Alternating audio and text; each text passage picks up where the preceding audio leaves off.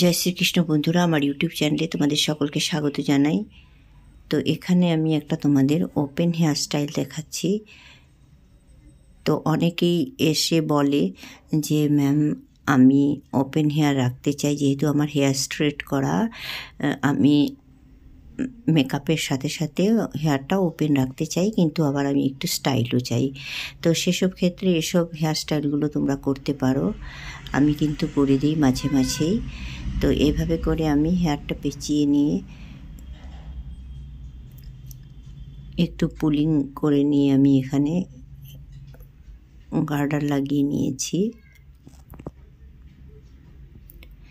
আমি কিন্তু ওর হেয়ারটা স্ট্রেট, তো হেয়ারের মধ্যে আমি কিন্তু কোনো সিরাম মুজ কিছু লাগাইনি। তোমরা চাইলে সিরাম লাগিয়ে নিতে পারো, এবং আমি কোনো হেয়ার স্প্রেও ইউজ করিনি।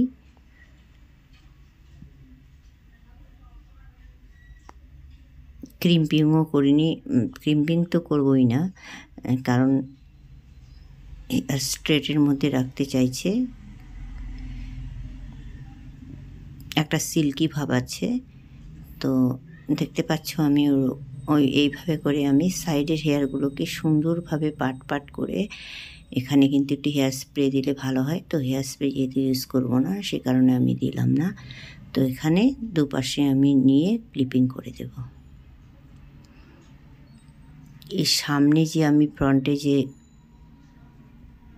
স্টাইলটা করলাম, এটা কিন্তু তোমরা যারা ব্রাইড বা হেয়ার বান করতে চায় তাদেরকেও কিন্তু এটা কিন্তু করে দিতে পারো। এরপরে পেছনে হেয়ারগুলো তুমি ডো করে নিলে।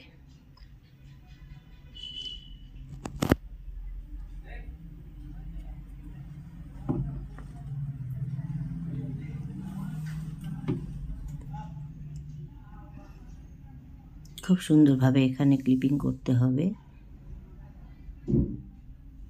এভাবে হেয়ারটা কিন্তু ওপেনই থাকবে।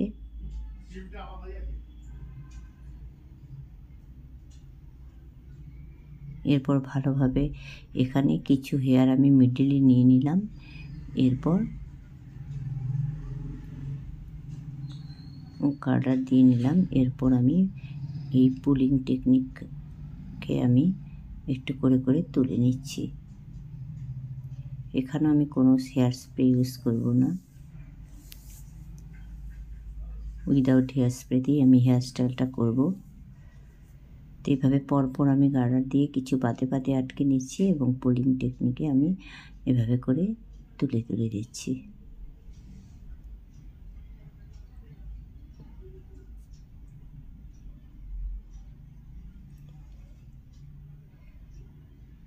সবটা বাঁধার পর দেখতে পাবে খুবই সুন্দর লাগছিল।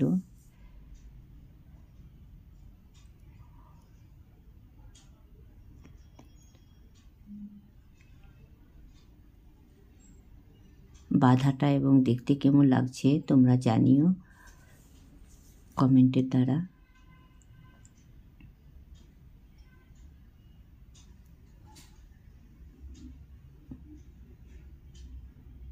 তোমাদের যদি ভালো লাগে তবে এই ধরনের হেয়ার স্টাইল আমি আরও করব।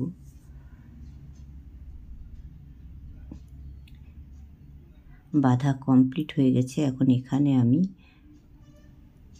পুঁথি দিয়ে ডেকোরেশন করলাম। তোমরা চাইলে এখানে জিপসি দিয়ে বা জড়ি দিয়ে বা ফ্লাওয়ার দিয়েও ডেকোরেশন করতে পারো।